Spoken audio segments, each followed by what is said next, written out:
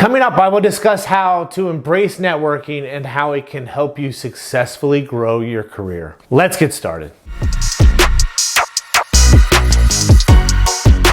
If you're new here, my name is Matthew Royce. I am a knowledge enthusiast. Networking is more about farming than hunting, said Evan Mintzner, the founder and chief visionary officer of BNI. Networking can feel scary and intimidating for many people, especially introverts. Networking doesn't mean you have to attend a large conference or be in a large crowd. It may mean building solid relationships with people you can learn from. Networking means starting and nurturing one-on-one relationships with the people you stay in touch with over your career. For example, it can be serving as a mentor or being a mentee. Once you learn and implement practical networking approaches, you'll realize you can be comfortable and excel at networking. Networking is a process that can be authentic and impactful. It can help you with your career growth. So how do you get comfortable with the idea of networking? First, it starts by developing a process for building relationships, learning from others, and targeting the right audience where you'll increase your chances of success. It would also be helpful if you understood your career path and learned what is best for you. It is best to network with others where you can swap tips and resources with one another. It is helpful to understand what type of role, company, and industry you want.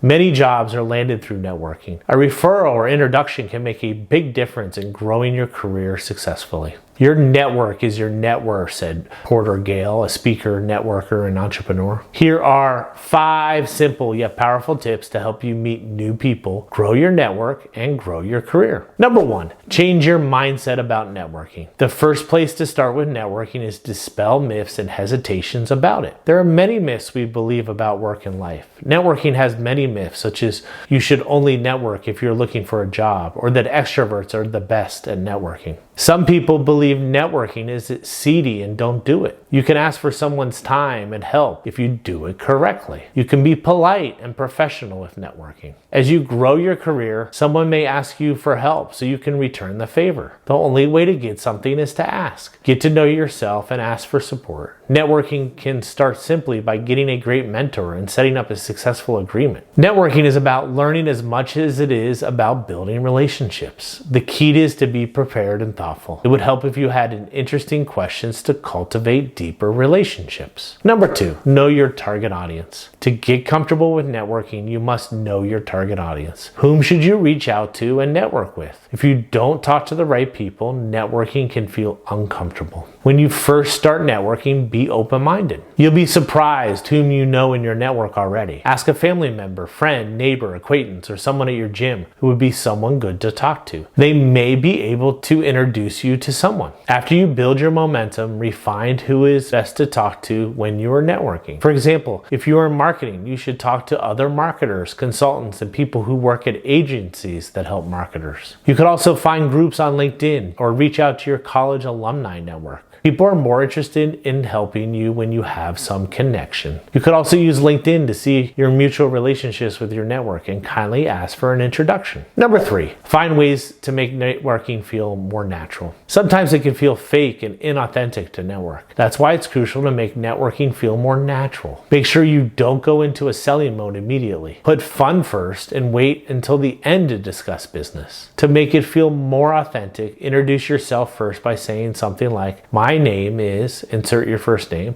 "I work or go to school," insert the company you work for, the college you attend. "It's nice to meet you." Most people will tell you their names and introduce themselves. Be curious and find common interest or passion that you share that is non-work related. It would help you build a fun relationship beyond what you do for work. Break the ice with food and drinks. You can meet people while waiting in line for food and beverages at an event. You can also use networking tools like LinkedIn to help you connect. For example, LinkedIn is powerful in showing you what you have in common with the other person, such as school, company, location, or group. There are also industry-specific groups on Slack or communities such as Reddit or Quora. Number 4, master your elevator pitch. To feel more comfortable networking, you must learn to phrase who you are and the value you have to your network. It starts and ends with your elevator pitch, a short, memorable description of who you are. Your elevator pitch should be brief. Think 30 seconds. That's why it's called an elevator pitch, because it is roughly the amount of time you would spend riding in an elevator with someone. Your elevator pitch should be persuasive, clear, positive, and flexible. It should be customized to your audience. Speak clearly and concisely. Practice your elevator pitch in the mirror. Smile and be authentic. Let your passion show and don't overthink